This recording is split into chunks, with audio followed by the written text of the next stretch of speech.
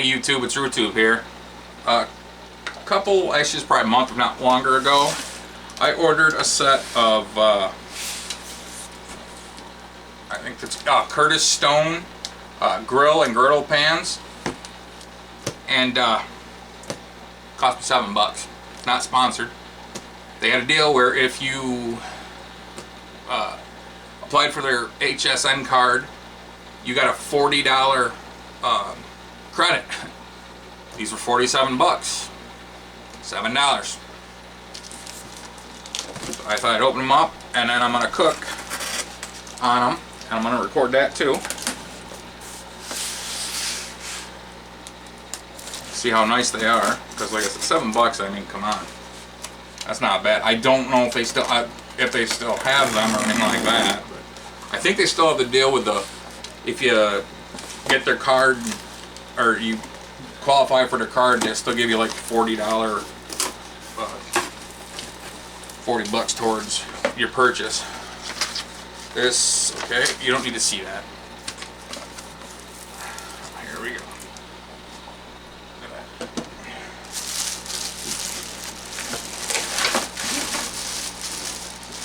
Oh, it's a nice little pan. Fairly durable. And this actually isn't as heavy as some other cookware. Trying to widen out a little bit so you can see it more, because I might have to stop here because Nomi's moving around and she's not wearing a diaper right now. She's just on a pad. You okay, sweetie? She's very uncomfortable tonight. I think I'm gonna have to stick her in the bath. Getting off topic, but still, she's still my big baby. I don't care how old she gets. Oh, we got stuff packed pretty good too. Oops, I'll have to clean that up afterwards. And then here is the flat one.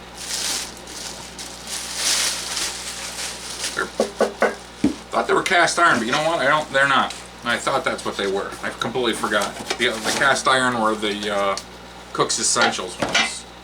These are just a DuraPan non-stick coating from Curtis Stone from HSN. Like I said, not sponsored, but I also thought you guys would like to know the deal, because $7 for this stuff is pretty good.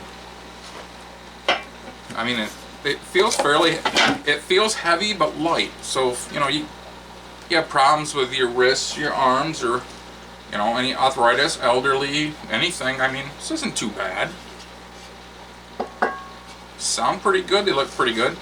I'm gonna wash them really good, dry them off, and I'm gonna see if I can help Nomi get comfy again. And then I'll be back. All right, I'm back. Had to change Nomi, clean her up a little bit. All right.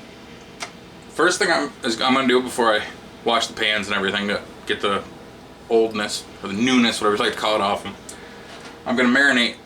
I got some top brown thin sliced steak.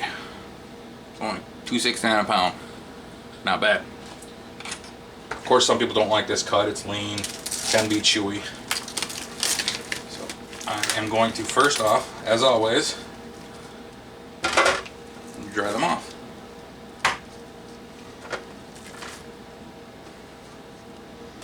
That way our seasoning will stick to them. Because I am going to season them before I put them in. I'm going to salt them, and I'm going to cut that out. That looks like it might be freezer burn. Oops. Actually, it is freezer burn. I'm going to, like I said, season it. I'm going to salt it just a little. Literally a little. Actually, very little, because there's going to be a lot of salt in my marinade.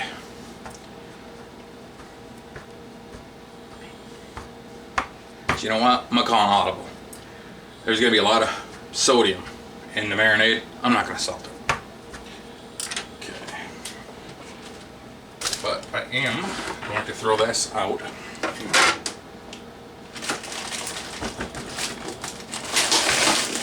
Yep, I put my hand in the garbage. But that's what I just did the thing with, so I'm not worried about contaminating that. Right. I'm going to set this. I'm going to use this because it's shallow. It's not really going to be that much not a whole lot of marinade, and I'll show you how I put it together in a minute.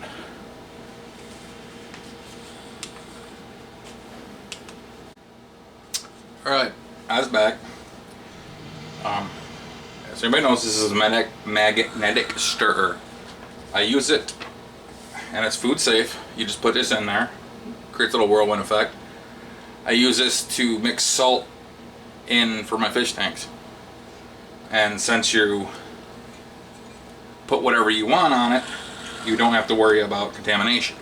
You just wash this really good. You drop it in there in the middle, and we turn on slow. Right now, I'm just starting off right now with about a cup of filtered water, and then you just slow. See it? It starts to pull in.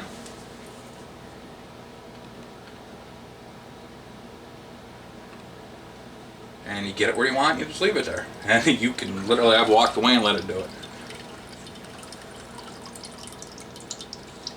So we'll just turn on low. First things first, spoons right here. I'm going to take 1 teaspoon of Worcestershire powder, or Worcestershire powder, whatever it is. I'm going to put that in there.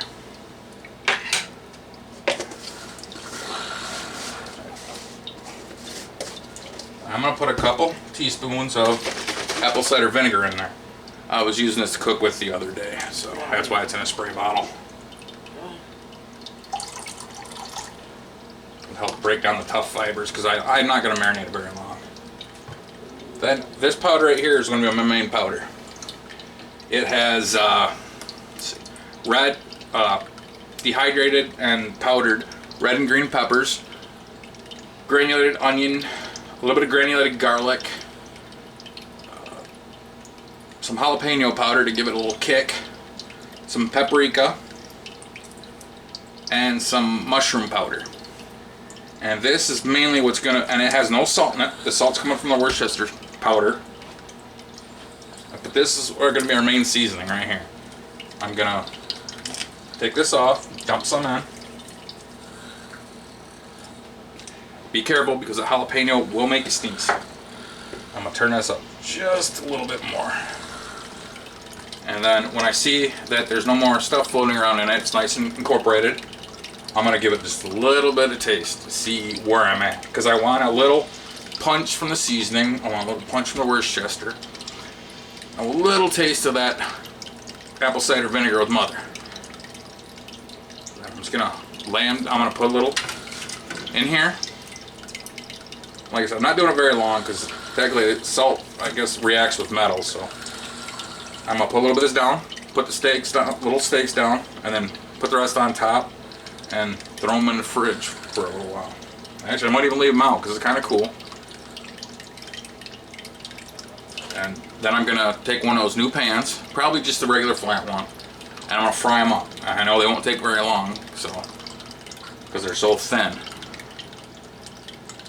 And if they are a little on the chewy side, because that cut of meat has that tendency, I'll just put them back in the pan with a little bit of beef stock and just let them sit there really slow. Well, you know, it's not a big deal. You just, you know, do everything how you want. Like I said, I was going to use salt at the beginning, and then decided it probably wouldn't be a good idea. So you just do things the way you want.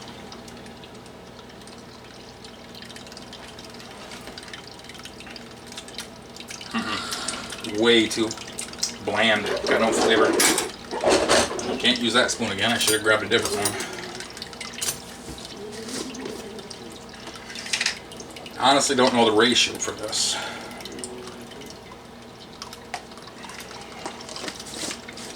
But it should make it nice and savory. Oh, pepper powder's getting up my snout.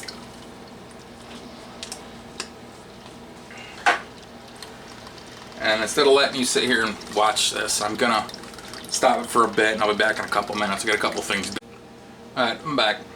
Let this mix for a little while I got the pans nice and clean and dry. All I'm gonna do is take some of this, put about half of it on the bottom. Doesn't have to be precise. Take our steaks.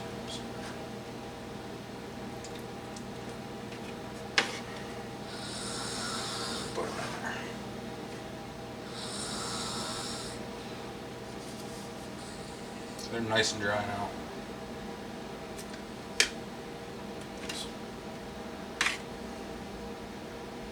Try not to overlap them. Of course, you might have to. I might have to these ones. Yeah, a little bit. Not too much though. Nice and there we go. Make sure they're nice and covered on the bottom. And we just take what's left of this, put it up, and there we go. And that's it. I honestly have not decided how long I'm going to let them sit yet. I am definitely going to cook them within the next couple hours. So, I'm not really sure. Of course, you figure it out on your own. Or, not on your own, but to your taste, how long you'd like to marinate them. The longer you marinate them, better they'll taste. But at some point, it'll start just ruin the meat. Of course, these need to go in the laundry because they're contaminated with meat juices. And I will be back in a little bit and let you know how long I let those sit. Alright, I'm back. I'm not gonna I did a couple things in advance so you didn't have to watch it too, because you've seen it a billion times. I took the meat out. It sat for between 2 and 3 hours. I let it sit in the marinade still out to about heat to room temperature. Then I dried it up really good. And I got a little bit of olive oil. I sprayed olive oil on this. I have one of those, those pumps. You put the olive oil in and you pump it so you don't have to use the canned ones that have the, what is it, CFCs or propellant or whatever on it. So I got a nice little coating of that. And I got it heated up nice. I'm not cooking this like I would a steak where it'd be screaming hot, because I don't want to ruin these, because they're just thin pieces of beef. They're not really a steak. So I'm going to take one of these, right dead in the middle.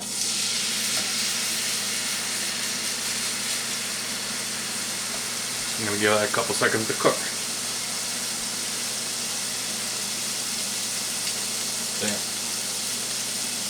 Shriveling right up. There's a lot. It's boiling. Means there's a lot of moisture in and on it. This pan, I read, can take 450 Fahrenheit. It can be put in the dishwasher, but they don't recommend it. It can discolor the bottom of it, stuff like that. So, I mean, you can do what you want. I'm only going to cook one piece up. Well, I'm going to cook all of it up, but I'm only making watch one piece. A little bit on the boring side. Yeah, see that? Look at all that liquid. Well, cheap cut of meat. It's not really it's not the pan's fault. But I do like this meat. I don't know about. I think last time we did a thin steak was pretty good, or like a thin piece cut like a steak was pretty good. I also don't remember how I cooked it.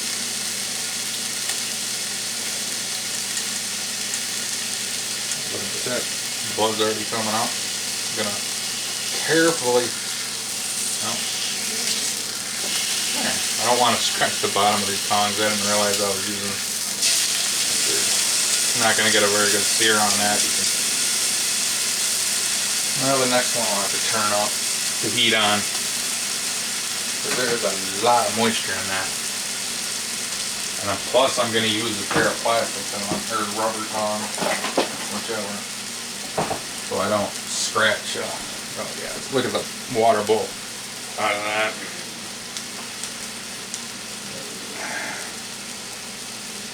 Well, to be honest, the pan seems to work good. I mean, it's taking the heat nicely. Sure, the handles will get warm, because they're starting to. So I'm hoping I don't burn myself, because I forget I don't use these handles that much usually, So there's a good chance of me burning myself. Probably multiple times is my guess.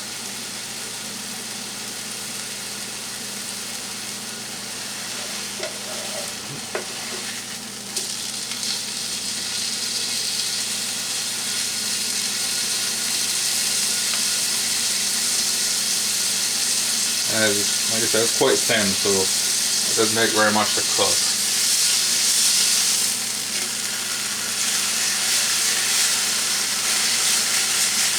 Afterwards, stuff's coming right off it.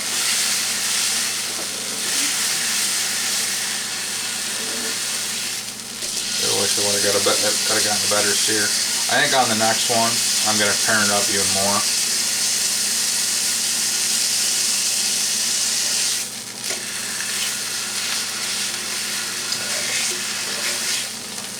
Take that off.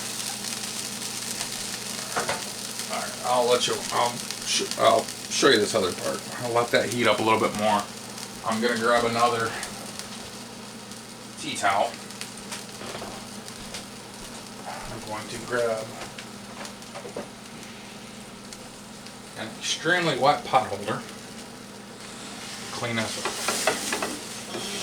Which, to be honest, I mean, there wasn't a whole lot of junk in there, but I mean, it come pretty clean. There we go. Let's just let this heat up for a couple seconds. Don't know why that pot holder is wet, but it is. And we're gonna see, it's one of these things, you know. Pressurize it just by this.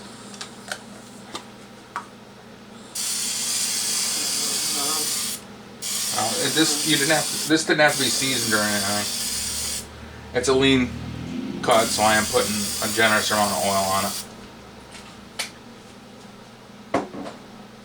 And I did, when it was dry, I put it on as low as the burner would go and just let it go for a couple minutes. Just to burn off the stink. It wasn't that bad, so it didn't go as long as normal. But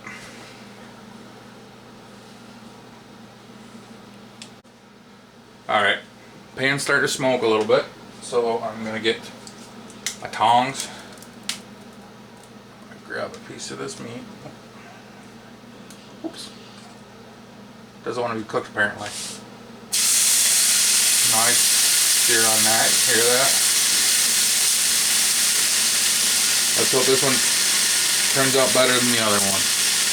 Because like I said, see, it's starting to shrink right up. How is it? A little rubbery. Is it? I kind of figured. Still got a little bit of pinch of pink in it, or? No, it's dry. Didn't dry out, did it? Okay. Okay. Well, it didn't dry out, but it is rubbery, and I kind of figured that because that's what this cut of meat is.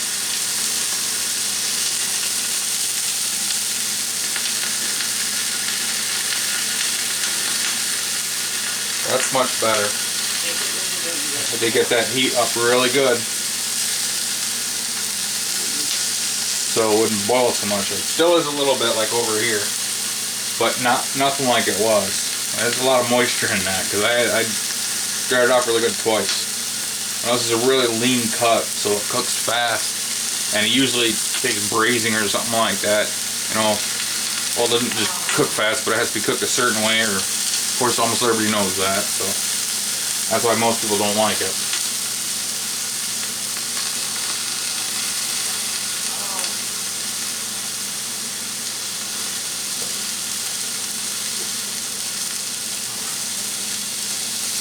Give it one more minute and we'll flip it over and look at it. And like I said, I'm going to put a little bit of beef stock in here and just let it braise. I'll turn it down some.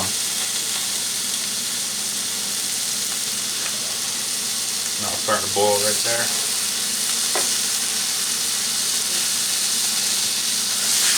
I think these pads are pretty good, but this cut probably wasn't the best idea. Yeah, these got a nice little sear on it. Moving all the way around. I want to take this other piece, I'm going to put that on right now. There we go. Once I'm cooked, so I got a nice little brown on them, probably like that. I'm going to turn the heat down, put a little beef stock in them, and just let them sit for a while. And this is my pretty clean one. So, if you enjoyed this video, please hit the like button. I know I babbled a ton. I do like this pan. You might want to give them a try too. They're pretty good. I'm not gonna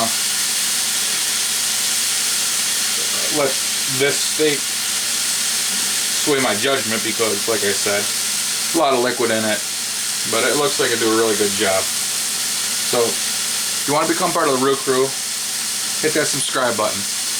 Everyone have a nice day, night, afternoon. Bye.